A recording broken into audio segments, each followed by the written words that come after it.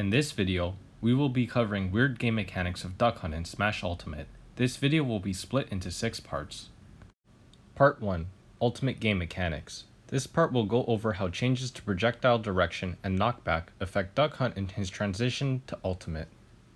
The first change shown here deals with projectile direction. The opponent is sent dependent on the right or left side you hit them. This projectile mechanic also applies to Inkling's Splat Bomb. Collision, z-axis, and pixel differences make it ambiguous to know which side an opponent was hit. This isn't a bug, but it does create a lot of uncertainty in gameplay. In these clips here, focus on Duck Hunt's inability to combo the can's explosion into clay pigeon or up air.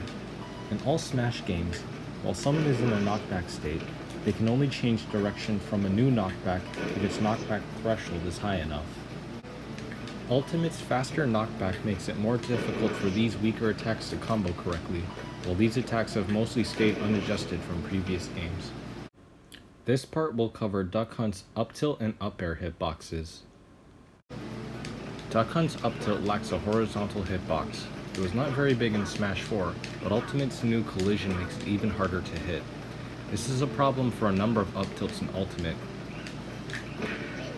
unless you're Snake.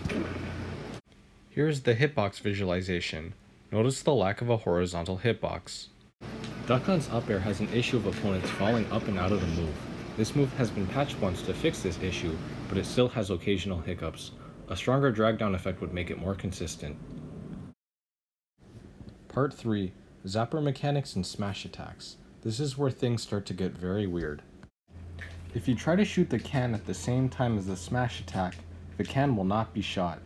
The Zapper has a hidden mechanic that does not let it shoot twice on the same frame.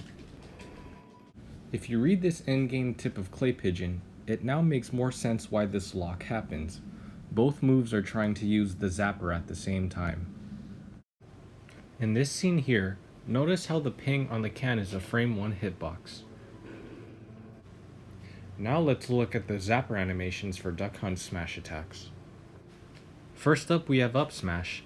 The Zapper animation shows up on frame 7, but the hitbox comes out on frame 12. Next up we have down smash. Down smash also has the Zapper animation come out on frame 7, and the hitbox also comes out on frame 12. Last up we have F smash. The Zapper animation for F smash comes out on frame 12, and the hitbox comes out on frame 17. As we can see, all of Duck Hunt's smash attacks have 5 frames of disconnect between their animation and their hitbox startups. Now let's look at these smash attacks in half speed. As you can see, all 3 of them are glitched and will trigger twice. This is because they are tied to frames.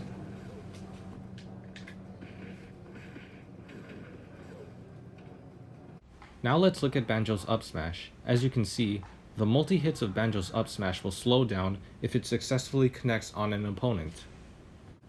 Now let's return to Duck Hunt. Notice how F smash will travel at one speed when it misses, and a different speed when it connects. This means that Duck Hunt smash attacks have 2 different sets of frame data. This leads to the doubling glitch in slower speeds. Both sets of frame data are activating. This is the returning glitch from Smash 4. Now let's look at Duck Hunt smash attacks. Here's a clip of Raito vs Takeda at a Japanese tournament. Ken manages to avoid every hit of Duck Hunt's up smash. By looking at its hitbox visualization, we can see how it missed.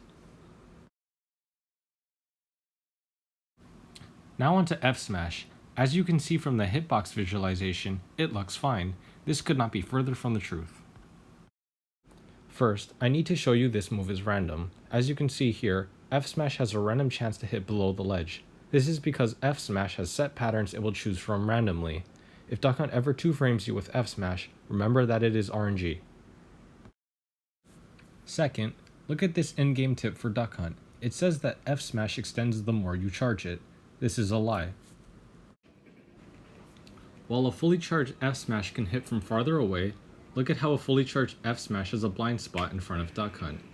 This is because instead of an extension, Duck Hunt's F smash performs an X-axis shift, random Y positions and X-axis shifts. Very cool, Duck Hunt. Now that you made it this far, this is where things start to get very, very confusing.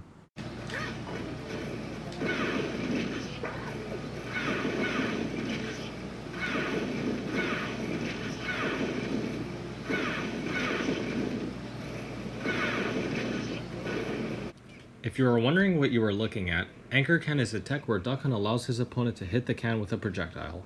Once the can lands after this, it has become anchored, and becomes immune to all enemy projectiles. There is 3 ways to break the anchor. The first is with physical moves. A second way is for Duck Hunt to ping his own can.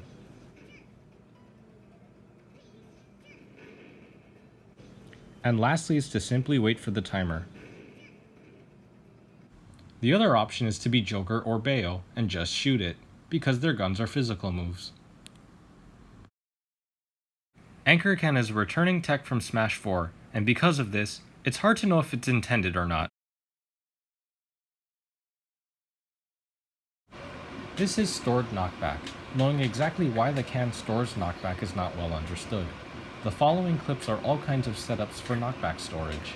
It does look like hitting the can at the same time it is rising will cause storage. Knockback storage is a returning tech from Smash 4, but Ultimate's new mechanic that allows Duck Hunt to hit the can in the air has changed how it works. A side effect of this is knockback can now be stored while the can is grounded. The other place in the game you can find knockback storage is grounded states. Also, any attacks from your opponent will also trigger stored knockback. One of Duck Hunt's character mechanics is that he ducks when the can is pinged right next to him. Performing an action before the ping occurs prevents the ducking animation. Why does Duck Hunt have this weird mechanic that locks his controls? It may be that this is a safeguard to prevent players from easily finding stored knockback setups. This locking mechanic was also present in Smash 4. Opponent's attacks can also store knockback. Duck Hunt can trigger opponent stored knockback with both physical moves and his projectiles. The scariest thing about opponent stored knockback is that it prevents can from exploding. Many stocks are lost because of this. Can will fail to explode on contact with the opponent because it is now under their possession. Either player can re-trigger opponent stored knockback, exactly the same as self-stored knockback. However, K. Rool fails to trigger opponent stored knockback with his projectiles. This means that opponent stored knockback is the same thing as Anchor Can. This discovery was made during the filming of this video. We can confirm this statement with this clip here. It's time to combine what we learned about stored knockback and Zapper mechanics for an entire new mechanic. After the can has stored knockback, you can move it with a Zapper ping. Notice how pings don't trigger stored knockback. Now let's hit the can after pinging it. Stored knockback triggers. Ping hitboxes will carry over stored knockback.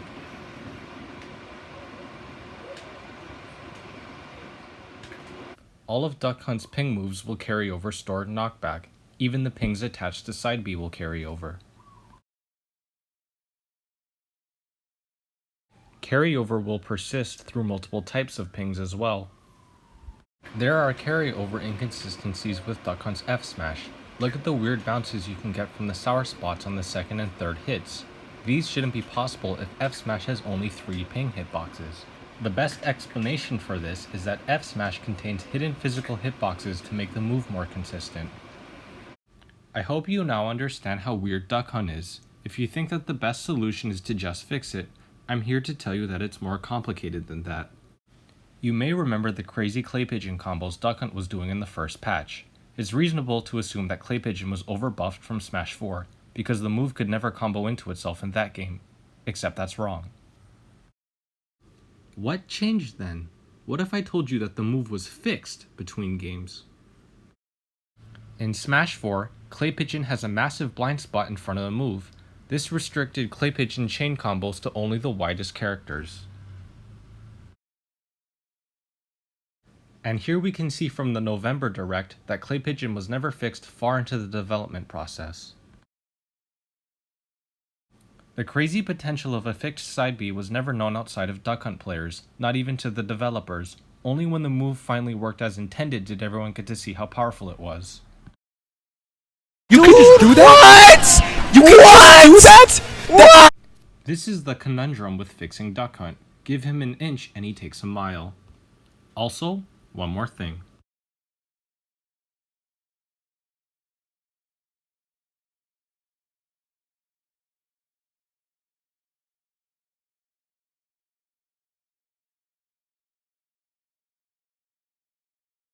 Here's a major glitch that was found last month with Duck Hunt and Hero. If you're wondering how Duck Hunt hit Hero with fair from across the stage, I have to let you know that it's even more confusing. Despite Duck Hunt using forward air in this replay, the hit sound and knockback that Hero takes matches Duck Hunt's neutral air. Somehow, Duck Hunt's fair turned into a nair and hit Hero from across the stage. As of right now, there is no explanation for what happened here, and it has not been replicated. Thank you all for watching. Shoutouts to White Husky, Vintendo, and Sunny T for some of the footage.